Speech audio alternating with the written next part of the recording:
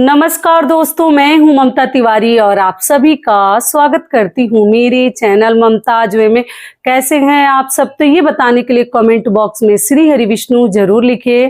तो चलिए दोस्तों, आज हम इस वीडियो में जानेंगे फाल्गुन महीने के कृष्ण पक्ष की विजया एकादशी का व्रत हमें कब रखनी है, एकादशी तिथि कब से प्रारंभ हो रही है, कब समाप्त हो रही है, पारण का शुभ मुहूर्त क्या है, और दसवीं से लेकर द्वादशी यानी कि पारण तक के बीच के संपूर्ण नियम विधि जानेंगे।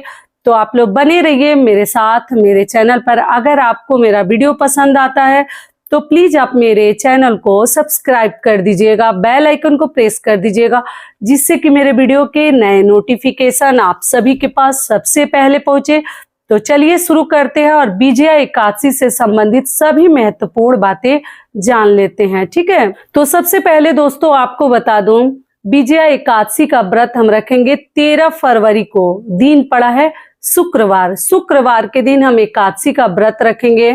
तो आपको पता ही है कि एकादशी से एक दिन पहले हम दसवीं तिथि के नियमों का पालन करते हैं, जिसमें कि हम बाल धोकर शुद्ध होते हैं और शुद्ध सात्विक भोजन करते हैं। तो इस बार गुरुवार पड़ गया है, तो गुरुवार पड़ने की वजह से बाल नहीं धो सकते।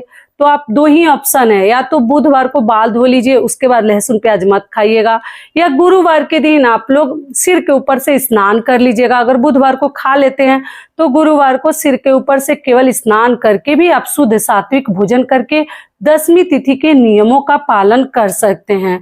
और गुरुवार को विष्णु भगवान का पूजा पाठ आप लोग कर लीजिएगा। दसवीं के दिन हम मसूर की दाल, बैगन, मूली, ये सब चीजें खाकर हम व्रत नहीं रखते हैं। सरसों तेल आप लोग खा सकते हैं। तो आप लोग केवल सिर के ऊपर से स्नान करके गंगा जल का छिड़काव करके भी व्रत रख सकते हैं। तो और दसवीं के दिन दोस्तों आप लोग चावल खा सकते हैं। अब जो लोग दसवीं से ही चावल नहीं खाते वो अपना देख लेंगे। दसवीं के दिन खाया जाता है, सूर्यास्त के बाद भी आप लोग खा सकते हैं। और इस एकादशी से हम एकादशी का व्रत नहीं उठाते हैं। ठीक है, ये भी बताते चलूं, आप लोग पूछने लगते हैं ज्येष्ठ महीने से आप लोग उठाइएगा।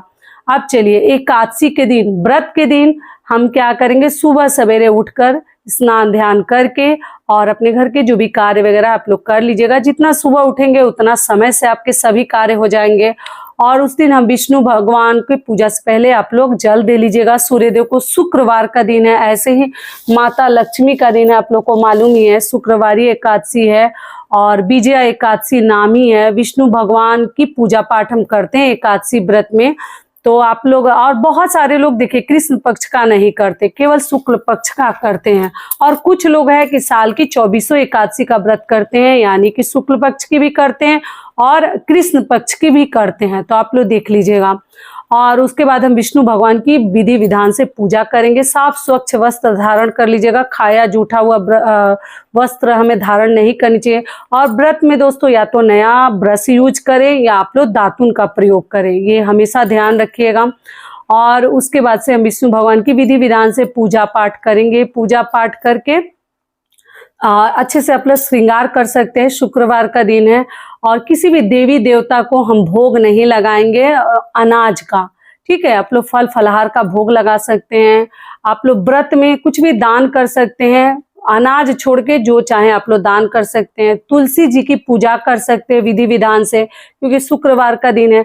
और दसवीं के दिन ही तुलसी पत्र तोड़ के रख लीजिएगा, क्योंकि एकादशी के दिन हम तुलसी जी को क्षति नहीं पहुंचाते हैं, उनका पत्ता नहीं तोड़ते हैं, इस बात का ध्यान रखिएगा। पूजा पाठ आप लोग कर सकते हैं, जल नहीं चढ़ाते हैं, क्योंकि माता तुलसी भी व्रत रखती हैं। ठीक है, उसके बाद से दोस्तों आप लोग व्रत में ध्यान रखिएगा कि आप पहले से ही तुलसी पत्र रखिएगा, तो भोग में भी चढ़ा दीजिएगा।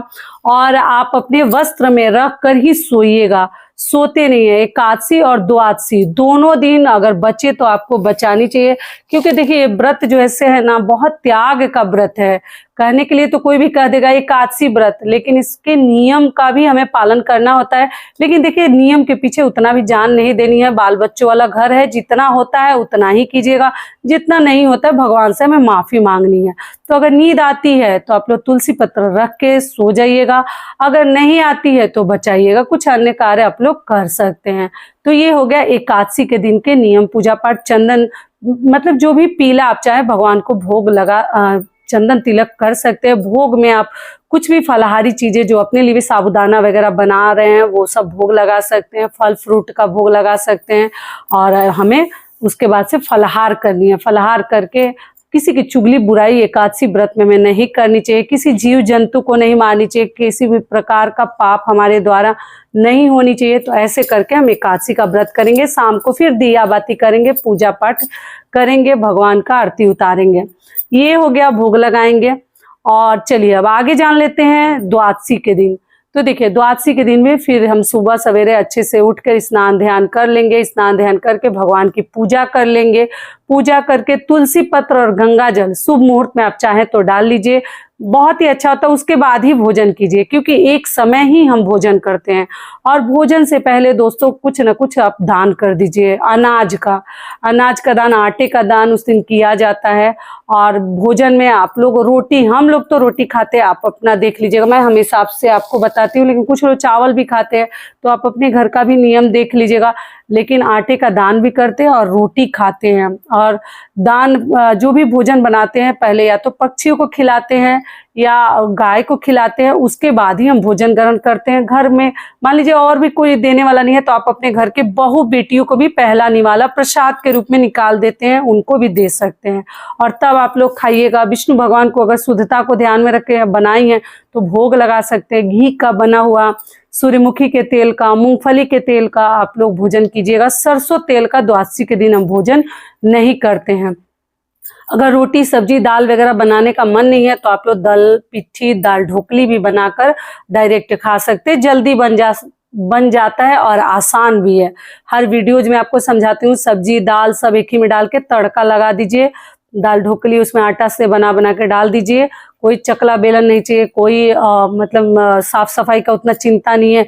और बना के पेट भर के आप खा लीजिए, ठीक है।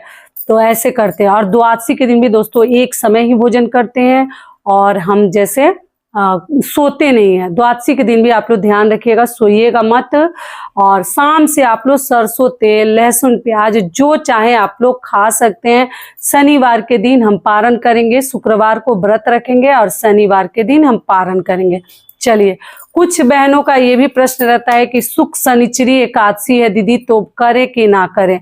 तो आपको बता दूं कि देखिए सुख शनिचरी का यही नियम है कि शनिवार को जब पारण पड़ जाता है ना, तो हम बच्चों को जैसे नहीं देखते हैं। जब पारण करते हैं तो अपने घर के, अपने पति को, अपने बच्चों को नहीं देखनी चाहिए, थोड़ा छुप के पारण कर लेनी चाहिए। यही नियम है। तो जो सुख शनिचरी वाला डर आपके अंदर रहता है वो खत्म हो जाता है। तो आप लोग केवल उनको देखिएगा नहीं, थोड़ा सा अंदर किसी रूम में बैठकर पारण कर लीजिएगा। पारण से पहले तुलसी पत्र और गंगा जल मुख में डाल लीजिएगा। सब कुछ बता ही चुकी हूँ।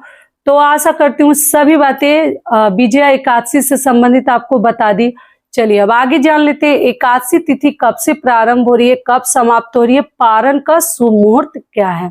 तो आपको बता दूं एकादशी तिथि प्रारंभ हो रही है 12 फरवरी दिन गुरुवार को दोपहर में 12:24 से, और एकादशी तिथि समाप्त हो रही है 13 फरवरी दिन शुक्रवार को दोपहर 2:25 पर। ऐसे में हम विजया एकादशी का व्रत 13 फरवरी दिन शुक्रवार को रखेंगे। सभी लोग उसी दिन व्रत रखेंगे। अब चलिए पारण का शुभ मुहूर्त आपको बता दूं। तो पारण देखिए विजया एकादशी का हम 14 फरवरी को करेंगे। दिन है शनिवार।